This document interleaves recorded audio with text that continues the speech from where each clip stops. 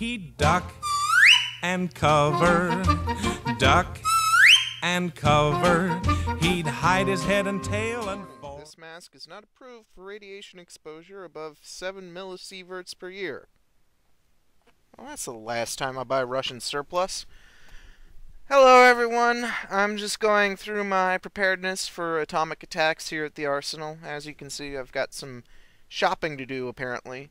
But I just wanted to take some time this week to talk to you about North Korea and their atomic arsenal, and how concerned you should be. Of course, obviously I'm not an expert, but I think I can shed some light into it, because apparently I know things. So, to give you a little bit of context as to how we got to where we are today, I want to talk about the Korean War, which happened from about 1950 to about 1953.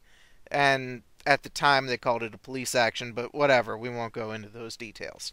I'll just give you the very short version. So after World War II, Korea, which had been invaded and occupied by the Japanese, wanted to be their own country. However, the larger, more powerful countries, such as the Soviet Union and the United States, wanted Korea to be friendly to them, so they couldn't help but interfere in the elections of Korea, which resulted in a Soviet Union-friendly communist government up in the north of Korea, and a friendly to the United States anti-communist government down in the south. Unsurprisingly, the two governments started fighting each other, and the next thing you knew, we had a small war on our hands. Although I only call it small because, geographically, it was rather contained. But lots of people died, unfortunately. And so the United States, unwilling to let Korea fall into communist hands, sends lots of soldiers, and gets their friends to send lots of soldiers, to help the South Koreans and keep it safe for democracy and capitalism. Really anything that isn't communism. And they send MacArthur, and MacArthur pushes the North Korean forces back to the Korean border with China, and the Chinese, who are communist, aren't exactly thrilled about MacArthur being at their border. So the next thing you know, several million Chinese soldiers have come over the border in support of North Korea and have pushed the Americans and their allies back to the coast at the end of the Korean Peninsula.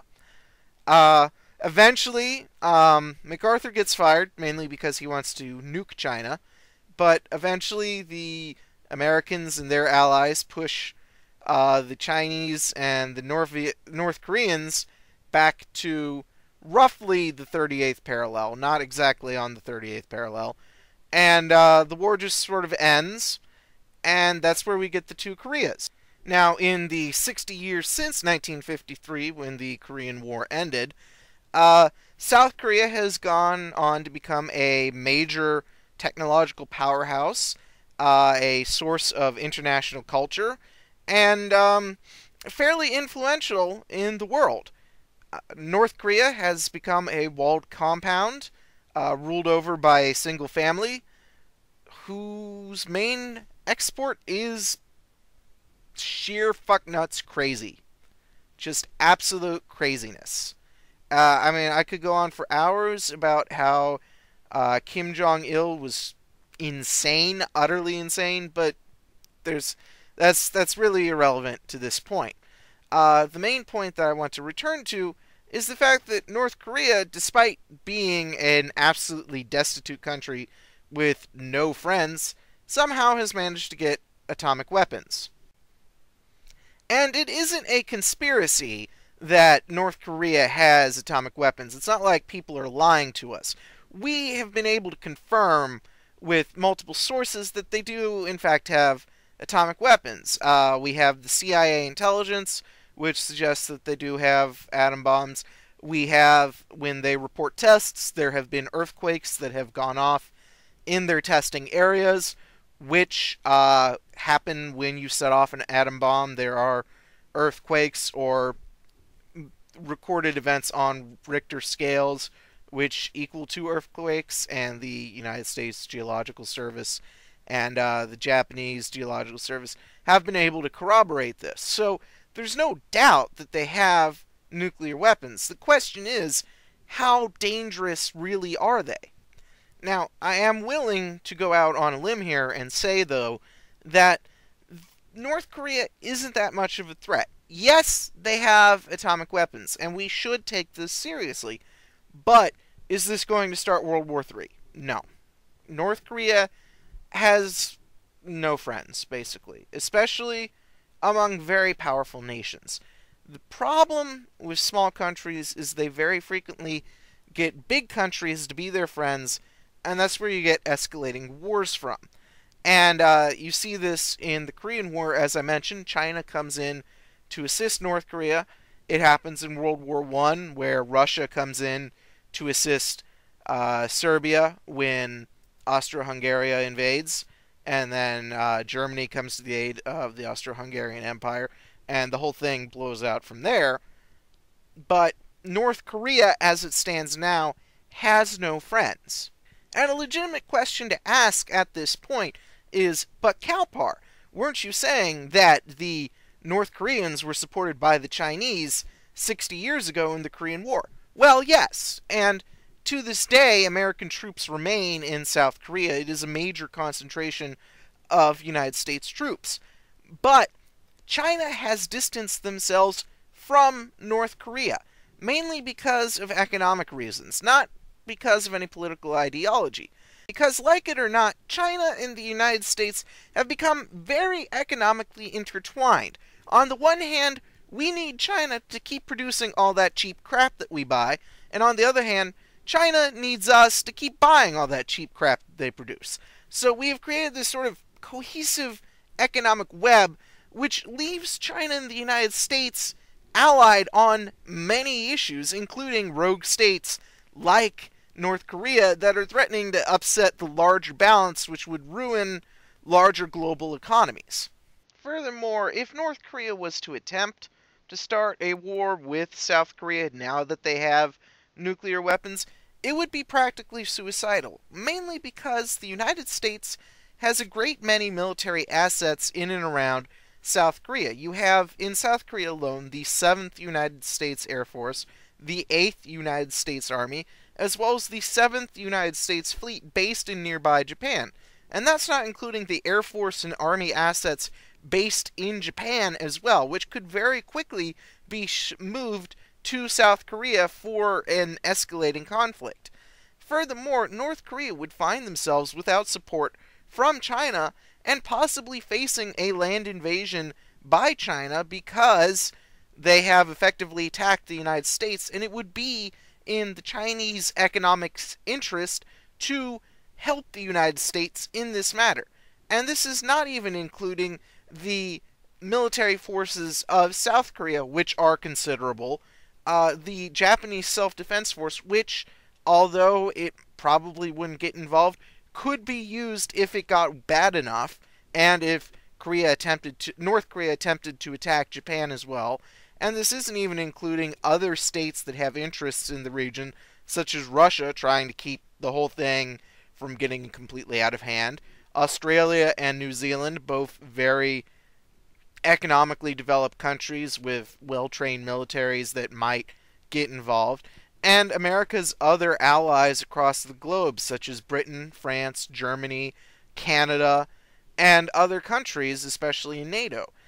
So this becoming a worldwide war isn't really likely because it would be everyone against North Korea, and North Korea just doesn't stand a chance against the entire globe. The thing you should be concerned about, though, is the fact that a minor nation with very limited resources and pretty much no support has managed to create an atomic weapon on their own.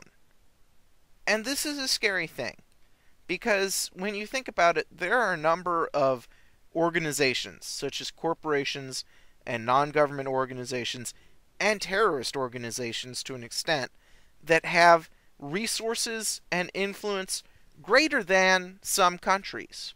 Take, for example, Walmart. I'm not saying that Walmart would build an atomic bomb, because there's no profit in doing so, but last year Walmart had revenue of about $440 billion. Compare that to the GDP of North Korea, which was only $45 billion, at least estimated, in 2012. So, Walmart literally has 10 times the resources as North Korea, and North Korea is still managing to make atomic bombs. This is a scary thing. Which begs the question, who else with resources like North Korea, or greater resources like Walmart, could create an atom bomb, and who has the motive to do so?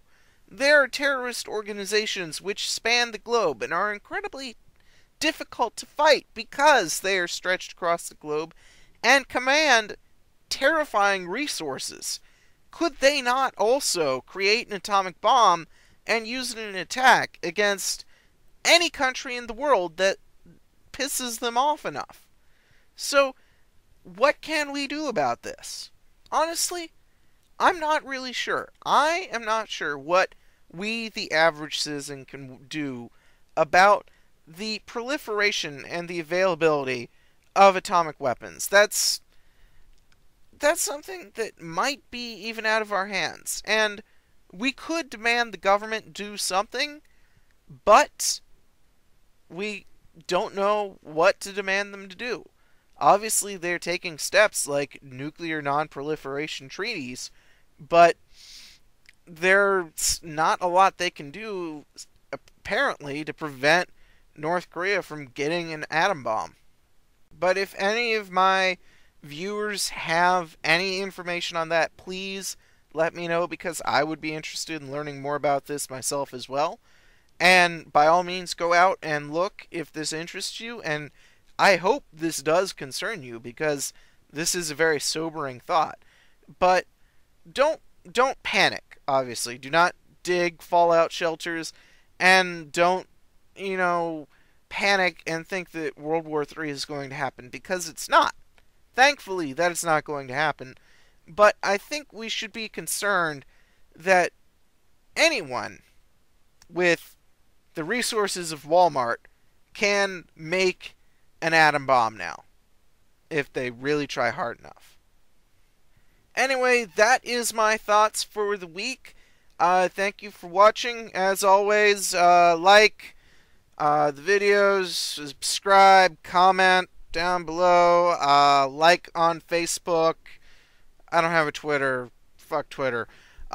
So, anyway, if you have a question or suggestions or information on things, please, by all means, shoot me an email.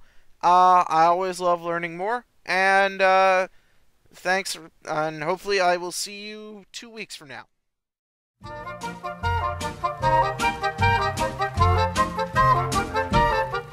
There was a turtle by the name of Bert, and Bert the turtle was very alert. When danger threatened him, he never got hurt. He knew just what to do. He'd duck and cover, duck and cover. He'd hide his head and tail, and 4 little feet he'd duck